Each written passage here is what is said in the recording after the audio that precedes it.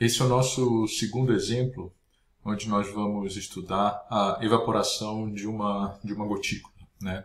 Nós havíamos estudado esse problema no capítulo anterior somente do ponto de vista de difusão de massa, ou seja, tratando o problema como se fosse isotérmico. Porém, como nós vimos no exemplo anterior, que foi o tubo de Stefan adiabático, o problema ele envolve transferência de calor também, né? Uma vez que a evaporação, sendo um processo endotérmico, é necessário que exista um aporte de energia para que o processo se realize, e essa energia ela tem que sair de algum lugar, certo? Então, o processo de evaporação, de mudança de fase, vai induzir gradientes de temperatura nas fases envolvidas, tá? Então aqui nós temos o problema da evaporação de uma gotícula, né? Essa aqui é a nossa gotícula, ela tem um raio inicial R0, e à medida que o tempo vai passando, existe um fluxo de massa interfacial, né? Daquele composto 1, composto que evapora. Na verdade, esse M grande aqui, ele tem unidades de quilogramas por segundo, né? E à medida que o tempo vai avançando, ele vai variando. E o raio da gotícula vai variando também, né? Nós estamos admitindo uma simetria esférica aqui no nosso problema, né? Então, a coordenada principal é a coordenada radial, que parte do centro, e após um tempo já ter se passado, né, é atingida uma temperatura de equilíbrio uniforme na gota, né? A gota de líquido não necessariamente ela precisa estar numa temperatura uniforme, porém isso só é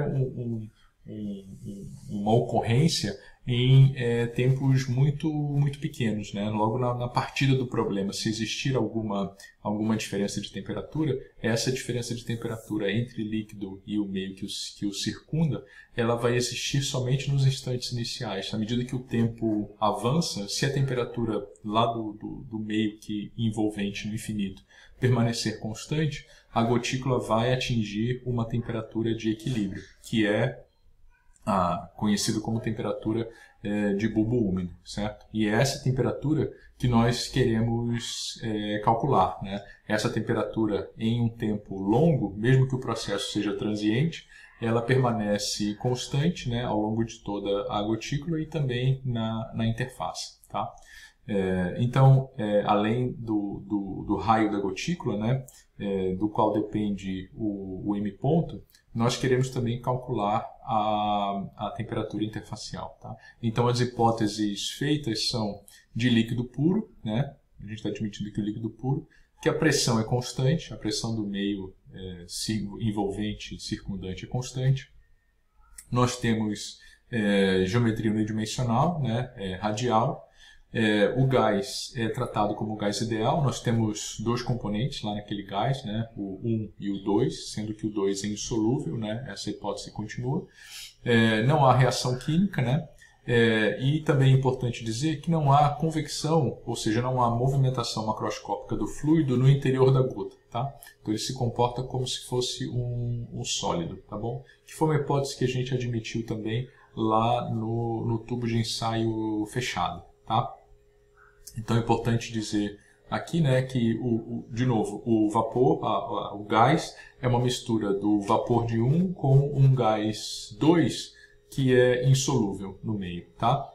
E aí, para resolver esse problema no contexto da difusão unidimensional em regime permanente, né, que é o foco desse capítulo, nós continuamos a fazer aquela hipótese feita no capítulo anterior, para resolver o problema da gota também, de regime pseudoestacionário, né, que foi feita lá na seção 2.8.5, como está aqui, tá? Então isso basicamente quer dizer que o tempo que leva para o processo de difusão atingir o regime permanente é muito menor, é um tempo muito mais curto do que o tempo necessário para a gotícula variar o seu tamanho de uma maneira apreciável, considerável, tá? Então aquela questão das escalas de tempo que nós discutimos anteriormente e que vai ser, digamos assim, a tônica principal do capítulo seguinte, que é o capítulo de difusão transiente, tá? Então, admitindo propriedades físicas médias, né, por exemplo, o ρD12, né, o produto densidade do gás vezes a difusividade no gás, o balanço de espécies químicas na base mássica, ele é dado por essa expressão aqui, certo? Que é uma expressão que a gente deduziu também lá na seção 2.8.5. Porém, lá nós usamos a base molar, tá? Aqui a gente está usando a base mássica. Então, o MI1, né, o fluxo de massa interfacial do componente 1 que evapora, como eu disse anteriormente, ele é a função do raio, certo? E o raio, por sua vez, é dado pela integração dessa equação diferencial no tempo, que é obtida a partir do balanço de massa no acoplamento interfacial, tá? Então nada disso aqui mudou, permanece exatamente como era anteriormente, né? Só que aqui a gente está na base mássica, tá? Então essas equações 1 e 2, elas não são, não é possível resolvê-las simultaneamente, né? Só elas, né? Porque nós temos três incógnitas aqui. O M, né? O próprio fluxo de massa interfacial, o raio e também o Y1 na interface, porque agora ele depende da temperatura, tá? Ele depende de uma relação de equilíbrio líquido-vapor, tá bem? Então eu coloquei aqui, né, o Y1 na interface é uma função, por exemplo, lei de Raoult, né, da temperatura interfacial, que é uma incógnita do problema, das massas molares dos componentes, porque eu tenho que fazer uma conversão de base mássica para base molar, uma vez que essas relações de equilíbrio de fases elas estão na base molar, né, e da própria pressão, tá bem? Então, avançando aqui, né, agora a gente vai resolver o balanço de energia no gás, certo? Então, o balanço de energia no gás é dado por essa equação diferencial aqui que nós vimos nesse capítulo, certo? Lembra, eu chamei até essa expressão que seria o nosso ponto de partida para a resolução da maioria dos problemas envolvendo transferência de calor e massa combinados, certo? Porque a gente está lidando com sistemas binários, principalmente, tá? Então, obviamente não tem reação química aqui, não tem geração interna de calor, então o lado direito dessa equação 3 aqui, ele se simplifica consideravelmente, né? E com as hipóteses de regime permanente, né? Pseudo-estacionário, e o 2 ser insolúvel no líquido, a equação se reduz a simplesmente esse termo de fluxo total aqui, né? De fluxo total da espécie, que é advecção mais difusão de massa, e o termo condutivo, tá?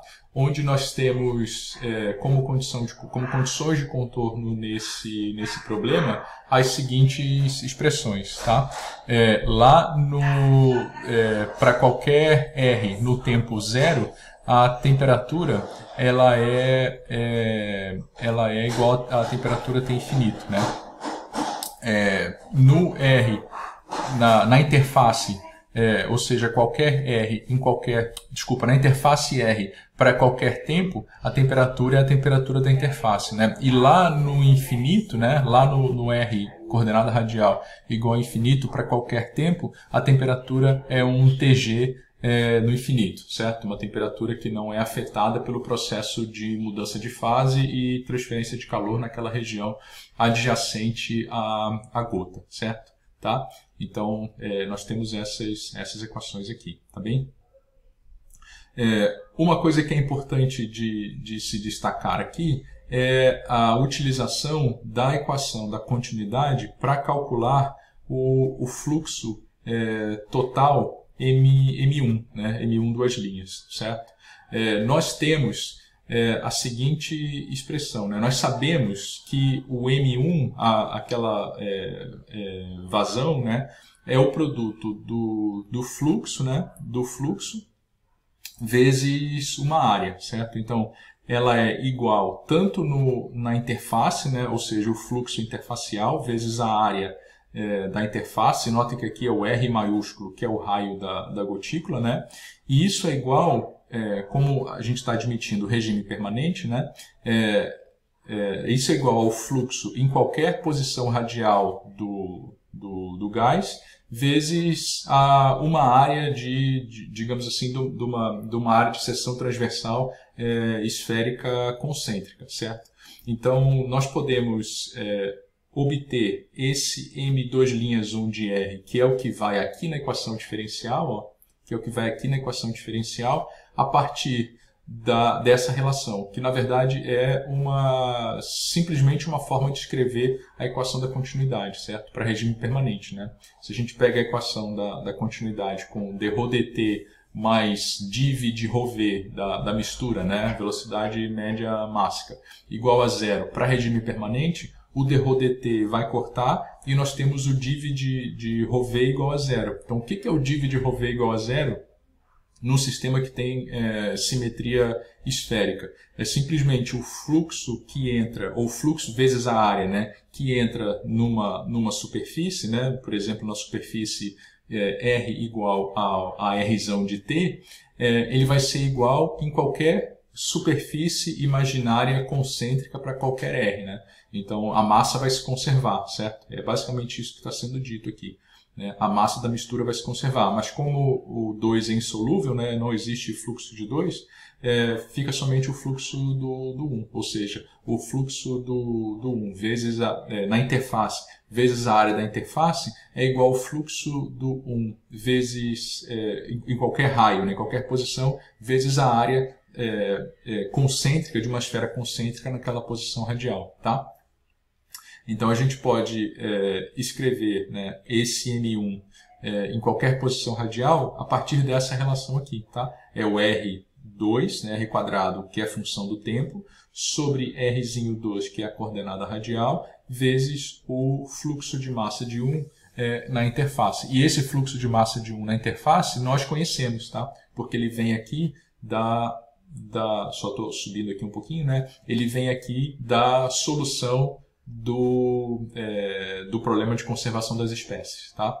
Então ele nós conhecemos. Então aquele R2 ele vai cortar com esse R daqui, né? Ele vai cortar com esse R que está no denominador aqui, na hora que a gente substituir essa expressão lá na equação 3, tá? Que é essa equação que está aqui embaixo, certo? Então aqui aquele R2 já cortou com o R que estava embaixo, ó, tá? O termo temporal já caiu fora. Ficamos com CP1 sobre esse R quadrado aqui, mas esse R quadrado corta com o R quadrado do divergente do fluxo que eu tinha aqui, ó, tá? Corta com o R quadrado divergente do fluxo que nós tínhamos lá e ficamos com essa expressão, onde aparece uma derivada primeira de Tg com relação a R e aqui, né, do divergente do fluxo vai ter uma derivada segunda aqui, né, tá? Mas tem esse R2 aqui dentro, mas tá tudo certo. Isso aqui é uma derivada segunda, tá bem? Então agora a gente vai resolver essa equação com as devidas condições de contorno, tá? Eu já vou parar o vídeo porque está chegando nos 15 minutos, mas nós vemos que, assim como no problema do tubo de Stefan adiabático, que nós acabamos de fazer, é possível utilizar uma espécie de redução de ordem para resolver essa equação, uma vez que esse produto aqui, ó, ρg d12 ln, isso aqui é uma constante, né? O Rzão não é uma constante. Nós podemos dizer, por exemplo, que vai existir um P que é dt dr, né? E aí esse P pode ser substituído e integrado para obter a solução da equação, tá? É isso que a gente vai fazer no clipe a seguir, tá bom?